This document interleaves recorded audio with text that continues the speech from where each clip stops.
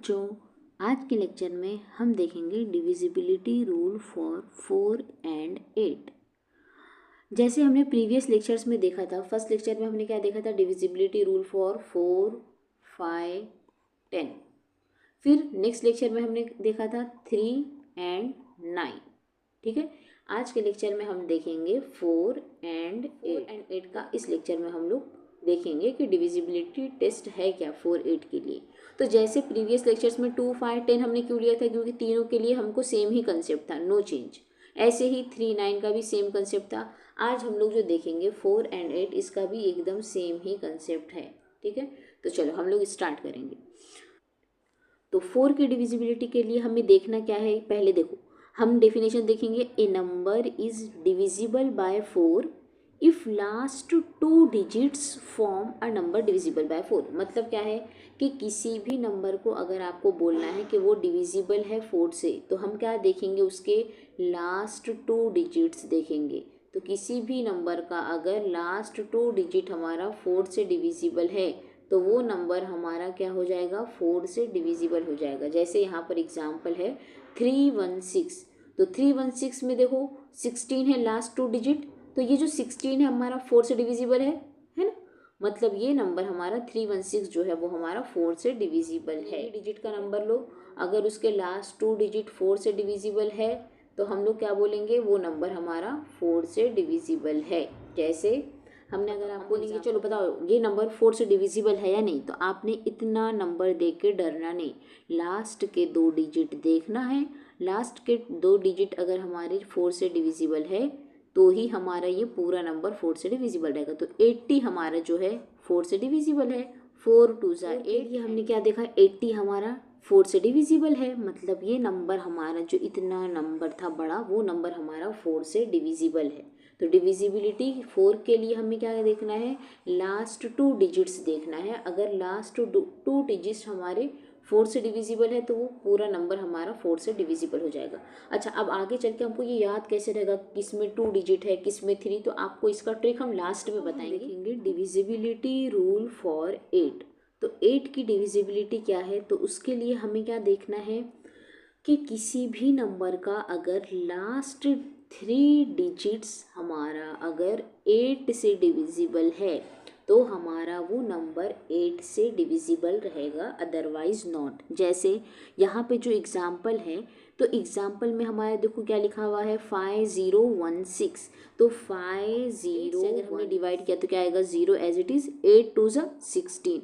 तो ये नंबर हमारा 8 से डिविजिबल है। इसका मतलब ये जो हमारा गिवन नंबर था वो 8 से डिविजिबल हो जाएगा। मिस हो जाएगा कि याद ही नहीं है किस में 3 डिजिट्स देखना है किस में 2 डिजिट, तो उसके लिए हम लोग एक शॉर्टकट देखेंगे। तो उससे आपको हमेशा पता चल जाएगा कि किसके लास्ट 2 डिजिट देखेंगे तो 4 से डिविजिबल, 8 के लिए 3। अभी पढ़ते टाइम तो हमको बहुत ही इजीली समझ में आता है बेटा, लेकिन आगे चल के हम लोग को थोड़ा सा मुश्किल हो सकता है कि शायद हम भूल जाएं। तो उसके लिए हम लोग कैसे पता चलेगा कि लास्ट 2 डिजिट 8 में देखना है या 4 में। तो देखो, अगर हमने आपको बोले कि 4 को लिखिए 2 के फॉर्म में, तो कैसे लिखेंगे आप लोग, 2 2 ज़ा 4, राइट। अच्छा, इसको अगर हमने पावर को कंबाइन कर दिया तो हमारा क्या आ जाएगा, 2 टू दी पावर 2, राइट। अच्छा, ऐसे ही अगर हमने आपको 8 के लिए बोला, 8 को 2 के फॉर्म में लिखिए, तो आप क्या लिखेंगे, 2 इंटू 2 इंटू 2, 2 2 ज़ा 4, 4 2 ज़ा 8। अच्छा, इसी को अगर हमने पावर्स कंबाइन कर दिए, जैसे बेस इज सेम तो पावर्स ऐड हो जाएंगे, 1 2 3, तो 2 3।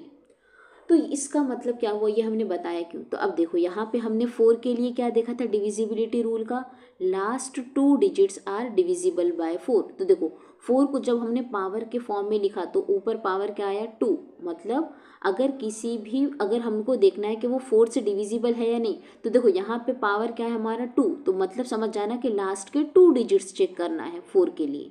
ठीक है। अच्छा, 8 के लिए अगर देखना है, तो देखो हमने जब 8 को पावर के फॉर्म में लिखा तो हमारा 8 2 के पावर के फॉर्म में कैसा आया, 2 3। तो 8 के लिए देखो हमने डिविजिबिलिटी चेक किया था, तो लास्ट के 3 डिजिट देखा था ना, कि लास्ट के 3 डिजिट्स अगर 8 से डिविजिबल है तो हमारा वो पूरा नंबर, कंप्लीट नंबर हमारा 8 से डिविजिबल हो जाएगा। तो यहाँ पे आपने याद रखना, अगर आपको 8 और 4 का याद नहीं आ रहा डिविजिबिलिटी, तो आप उसको 2 के पावर में ला लेना। तो 4 का पावर 2, 4 को हम 2 का पावर 2 ली देंगे, तो लास्ट के 2 डिजिट्स, और 8 को 2 का पावर 3 मतलब लास्ट के 3 डिजिट। तो इससे आपको इजीली मालूम हो जाएगा डिविजिबिलिटी, ठीक है। अच्छा, तो आज हमने समरी क्या किया, चलो देखेंगे समरी।